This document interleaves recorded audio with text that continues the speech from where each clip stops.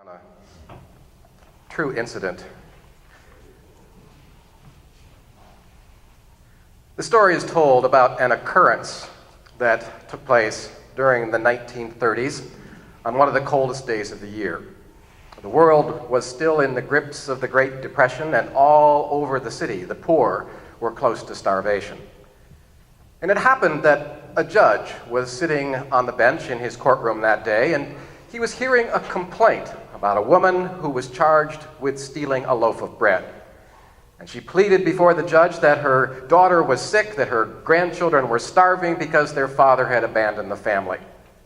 But the shopkeeper, whose loaf had been stolen, refused to drop the charges. He insisted that an example be made of this poor old woman as a deterrent to others. The judge heard all the testimony.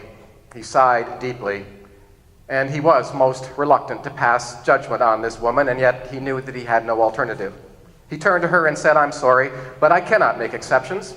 The law is the law, and so I sentence you to a fine of $10. And if you cannot pay the $10, you must spend 10 days in jail." The woman was crestfallen.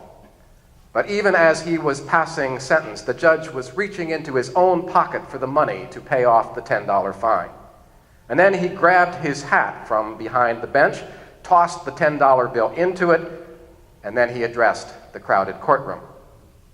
He said, "I am also going to impose a fine of 50 cents on every person that is here present today, and I'm fining you for living in a town where a person has to steal bread in order to save her grandchildren from starvation. Please collect the fines, Mr. Bailiff, in my hat, and pass those fines across to the defendant."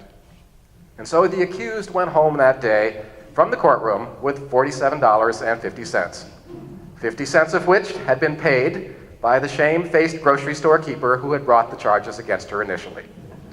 And as she left the courtroom, the gathering of petty criminals and New York policemen, they gave the judge a standing ovation.